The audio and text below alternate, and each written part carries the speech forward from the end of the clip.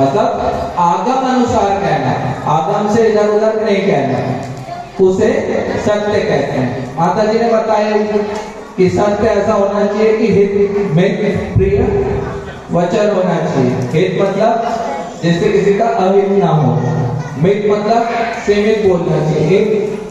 जब सीमित बोलने की बात आती है ना, मुंह में आग बग दिया बोल देते हैं हम, तो एक चित्र दिमाग में आता है कि हमारे दिमाग में जब हम बोलते हैं तो हमारे दिमाग का प्लग स्विच बोर्ड में लगा होना चाहिए।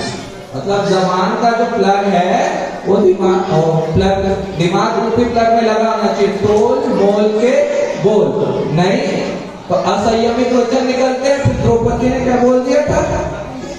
अंधे का पुत्र अंधा। और क्या हुई थी? महाभारत, है ना। तो संयमित वचन हमें बोलना चाहिए, कर्कश वचन बिल्कुल नहीं बोलना चाहिए। माता जी ने फिर एक और बात बताई कि सबके मतलब माता जी ने बताया घाव करने वाला, तलवार के घाव भर जाएंगे। आप किसी को मार दो उसके घाव भर जाएंगे, बोले वाले घाव कभी नहीं भरते। तो ऐसा बोलने मौन रह जाओ, गुस्सा पी जाओ। तो वाणी के और फिर उसमें एक और है, मेरे पास सत्य की बहुत सारी विशेषताएं लिखी है, तकरीबन 19 विशेषताएं लिखी है, इतनी तो बोल नहीं पाएंगे। इसी में बता दे रहा हूँ, अहंकार पूर्ण वचन भी नहीं बोलना चाहिए। ब्रह्मास्मि वाले, रावण वाले अहंकार पूर्ण वचन भी नहीं बोलना चाहिए। ममकार वचन भी नहीं बोलना चाहिए। ममकार मतलब अपने मुंह मियां मिट्टू बोलने वाले वचन, है ना। हो सके तो दूसरे भी अपने बारे में जब बोल रहे हो, आपने देखा होगा कभी भी हम माता जी की आरती करते हैं, महाराज जी की आरती करते हैं, वह आत्म साधना में लीन हो जाते हैं। क्यों? क्योंकि सब कुछ छूट जाता है, अहंकार नहीं छूटता आदमी का कभी। उसमें दुनिया में सबसे ज्यादा लोगों को क्या पसंद है? अपना नाम, अपनी कीर्ति, अपना यश, सब लोगों को यही पसंद होता है ना। तो उससे अच्छा है कि सुनो ही मत, मतलब अपनी बढ़ाई मत सुनो, क्योंकि अहंकार पनपेगा। और अहंकार अगर पनप गया तो हम साधु रहेंगे। मतलब हमारे अंदर का जो साधुपन है, साधुओं की बात नहीं कर रहा, अपने अंदर की जो साधुपन है वो वास्तविक का अहंकार नहीं छूटे।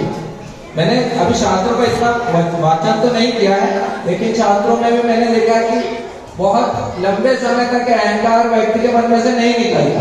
अहंकार रहता ही आदमी, हम कितने भी वचन कर ले, कोई ने हमको जरा सा भी गलत बोल दिया तुरंत गुस्सा आ जाता है।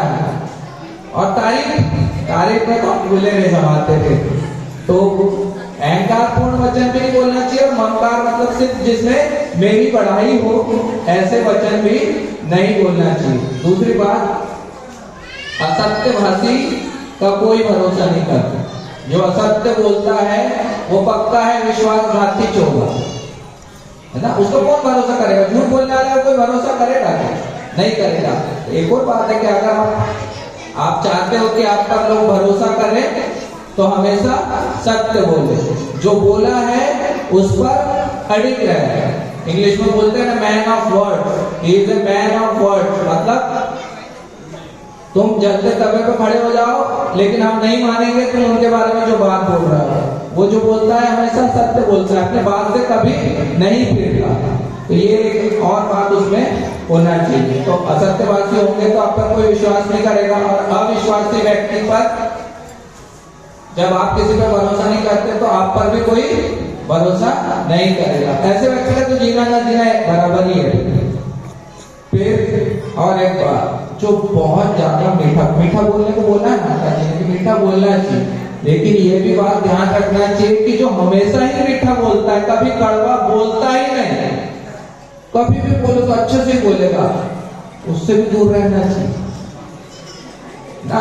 कोई अगर बहुत ज्यादा मीठा बोल रहा है ना, बस हमेशा, तो दूर रहना चाहिए। ज्यादा मीठे में कीड़े लग जाते हैं। और वो ज्यादा मीठा बोलने वाला इसलिए मीठा बोलता है, स्पेशली मैं गर्ल्स को बताना चाह रहा हूँ ये बात ना, गर्ल्स को ये समझना चाहिए बात कि हम क्या होता है जनरली, माता जी ने बोला ना, हित वचन जो होते हैं वो कड़वे होते हैं, अब क्या होता है, हमको हमारी बढ़ाई पसंद होती है, अगर हमारी लगातार तारीफ करता चला कोई, हम उसकी तरफ झुक जाएंगे। तो लगातार अगर कोई तारीफ कर रहा है, ऐसा तो हो ही नहीं सकता कि हमारे में कोई अवगुण नहीं होगा। और लगातार अगर हमारे अच्छा ही बोला तो हमारे से राज लेने आया है कोई ना कोई, उससे कोई ना कोई काम निकालना है हमसे, इसलिए हमेशा मीठा बोलते हैं, हमेशा मीठा। ज्यादा लाड़ प्यार से बच्चे भी कर जाते हैं, तो ये बिगाड़ने के काम ना। तो ज्यादा मीठे बोलने वाले से भी हमें दूर रहना है। तीसरी बात, सत्य मन वच काय, है ना। जो मन में है वही वचन में होना चाहिए और वही एक्शंस में भी होना चाहिए, मतलब हमारी क्रियाओं में भी होना चाहिए। ये नहीं कि मन में, मुख में राम बगल में छुरी वाला काम नहीं होना चाहिए। जो मन में है वही वचन में होना चाहिए और वही क्रियाओं में भी दिखना चाहिए। नहीं तो ऐसा, जैसे मैं यहाँ बैठा हूँ, मैं बड़ी बड़ी बातें करूंगा और मैं ही फॉलो नहीं करूंगा, तो वही हो जाएगा ना, मुख में राम बगल में छुरी। बड़े प्रवचन देने बैठे थे वहां पर जिनवानी के सामने, ये देखो, है ना। और मानव सत्य की राह बड़ी कठिन होती है। रोज सुबह जब 6 बजे नींद खुलती है ना, मोबाइल बजता है, उसके 5 मिनट पहले हो जाते हैं, 5 मिनट और सो जाते हैं, 5 मिनट और सो जाते हैं। मैं पूरे जमाने में देखता हूँ, 1 साल से आ रहा हूँ, बहुत सारे ऐसे लोग हैं जो रोज आते हैं मंदिर, बहुत सारे आते हैं रोज, लेकिन समय पर नहीं आते। अब मैं घर में हमेशा चर्चा करता हूँ कि यार भगवान को वेट कराते हो तुम लोग, अगर तुम भगवान को वेट कराते हो तो कैसे हो जाए? तुम मतलब अपनी नींद नहीं त्याग पा रहे, तुमको नींद इतनी प्यारी है कि तुम, मेरे कहने का रोज डॉक्टर, मेरा पेट दर्द होता था बहुत, मैंने डॉक्टर बहुत इलाज कराया, नागपुर तक के गया मैं, डॉक्टर ने मेरे को बोला ये बीमारी एक ही चीज से ठीक हो गई, सही समय पर भोजन करो, है ना। मतलब अपनी दिनचर्या निश्चित होना चाहिए। जब हमारा शरीर दिनचर्या के बिना ठीक नहीं हो सकता तो धर्म कैसे ठीक होगा? आप कभी 6 बजे, कभी 6:30 बजे, कभी 7 बजे, कभी 8 बजे, कभी भी आ जा रहे हैं। मेरे स्कूल में नहीं आ सकते तुम, ऐसा आके देख लो एक बार, मंदिर में आ जाते हो तुम, मतलब भगवान से भी नहीं डरे तुम, तो कभी भी चले आते हैं। समर अनुशासन बनाओ, बिना अनुशासन के कोई बात होती है? बिना अनुशासन के कुछ नहीं मिल सकता जिंदगी। अनुशासन नहीं है कुछ प्राप्ति होगा आपको, अनुशासन होना ही चाहिए। अनुशासन कठिन होता है, बनाना ही पड़ेगा, बिना अनुशासन की जिंदगी में कुछ प्राप्त नहीं होता, है ना। तो ये सभी से मेरा निवेदन है कि रोज मंदिर आते हो, बहुत अच्छी बात, समय से आओ और भी अच्छी बात होगी। फिर धर्मात्माओं को सत्य जो है अपने प्राणों से प्रिय होता है, जैसे राजा हरिश्चंद्र की कहानी हमने सुनी हुई है। और माता जी ने ये भी बता दिया कि ऐसा सत्य कभी नहीं कहना चाहिए जिससे किसी को हानि हो, उसकी जगह मौन। तो चंदू काका ने अभी एक एग्जाम्पल दिया था ना आपको कि एक महाराज जी के सामने से हिरण दौड़ता हुआ गया, महाराज जी ने देख लिया, फिर पीछे पीछे शिकारी आया था। महाराज जी को लगा कि मेरे से पूछेगा कि तुमने देखा क्या हिरण किधर गया?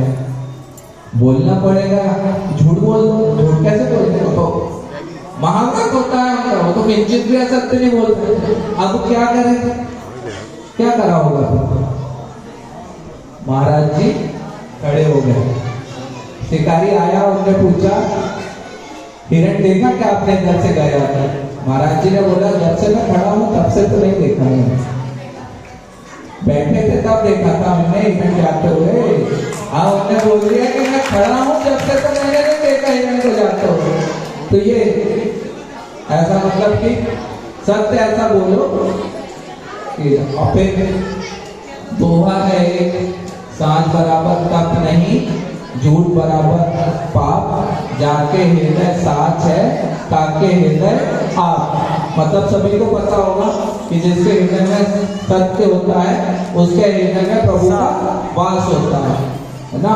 और झूठ जैसा कोई पाप नहीं है ना, मतलब सत्य सबसे बड़ा तप है। और एक और है, वाणी ऐसी बोलिए मन का आपा खोए और को शीतल करे, आप में शीतल होए। मतलब कि कभी भी इतना मीठा बोलो, मतलब वो वाला मीठा नहीं कि सामने से हमारा कोई स्वार्थ है, निस्वार्थ मधुर वचन हमें हमेशा बोलना चाहिए।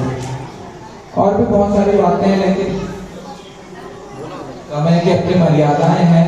बोलते हैं ना आरती और बहुत ध्यान से सुन रहे हो आप लोग, मेरी भी बहुत बोलने की इच्छा हो रही है, लेकिन मैं नहीं बजट प्रतियोगिता है, सांस्कृतिक कार्यक्रम है, 5 मिनट का समय लेता हूँ बस पढ़ दूंगा जो मैंने लिखकर लाया है गुरुजनों के सामने। मैंने बहुत बार देखा है कि लोगों को बहुत बोलने की आदत, सॉरी अगर आपको बुरा लगे तो, मेरी भी बहुत है बोलने की आदत, बहुत बोल देते हैं हम, ज्यादा नहीं बोलना चाहिए। गुरुजनों के सामने अल्प